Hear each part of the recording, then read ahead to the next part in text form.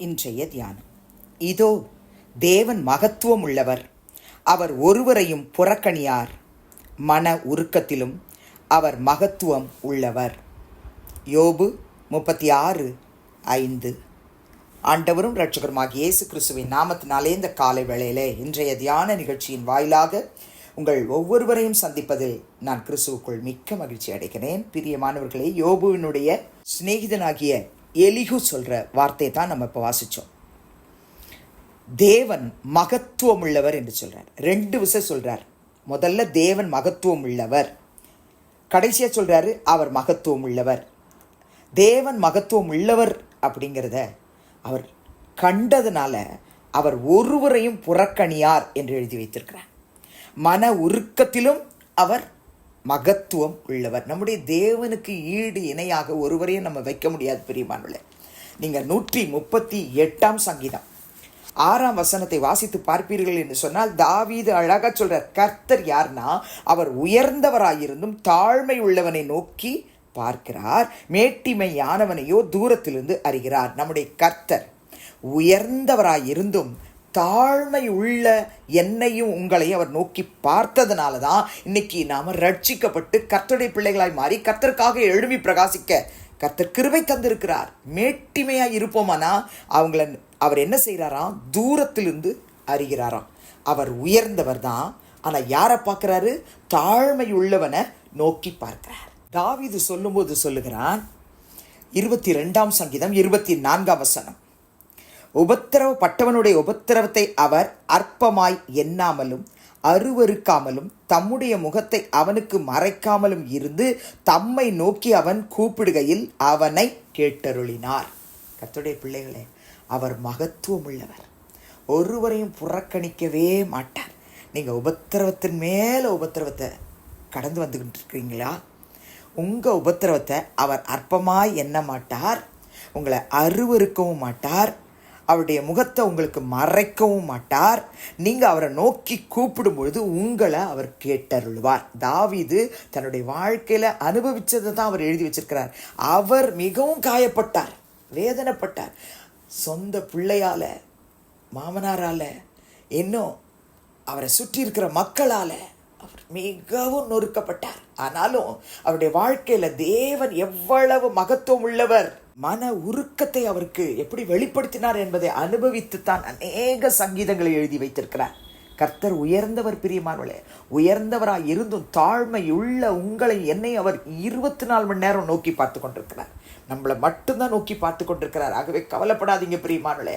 எந்த அளவுக்கு நீங்கள் நொறுக்கப்பட்டாலும் சரி, கூட இருக்கிற ஃப்ரெண்ட்ஸால் அல்லது ஃபேமிலி மெம்பர்ஸால் அல்லது நீங்கள் வேலை செய்கிற இடத்துல அல்லது சொந்த திருச்சபையில் அல்லது எந்த இடத்துல நீங்கள் நொறுக்கப்பட்டாலும் தேவன் உங்களை பார்க்கிறார்.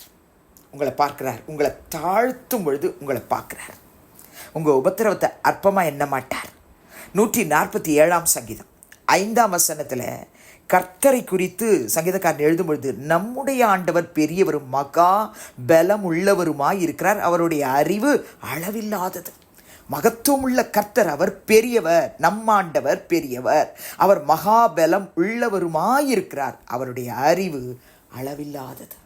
ஒவ்வொரு நாளும் அதிகமாக நம்ம டைம் கொடுத்து பைபிளை வாசிக்கும் பொழுது, யோபுவின் புத்தகம் நீங்கள் 42 அதிகாரம் வாசித்து பார்த்தீங்கன்னு சொன்னால், அவங்க ஃப்ரெண்ட்ஸ் பேசுகிறது, அவர் பேசுகிறது, கர்த்தர் பேசுகிறது, எல்லாவற்றையும் கேட்கும்போது கர்த்தர் எப்படி மகத்துவம் உள்ளவராய் அவருடைய மத்தியில் வெளிப்பட்டார், அவருடைய மனதுருக்கம் எப்படி மகத்துவம் உள்ளதாய் இருந்தது என்பதை உணர்ந்து கொள்ள முடியும்.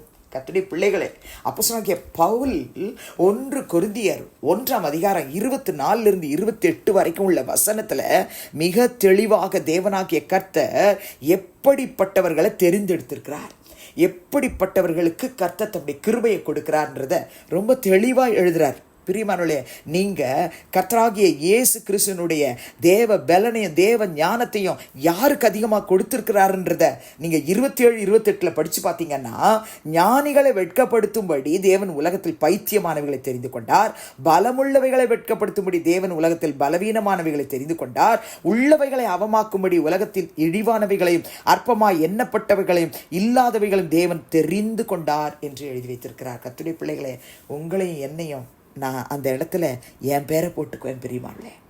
எனக்கு ஞானம் பத்தாது, ஞானமே கிடையாது, நான் பலவீனமான பாண்டம், உலகத்தின் பார்வையில் நான் பைத்தியக்காரி.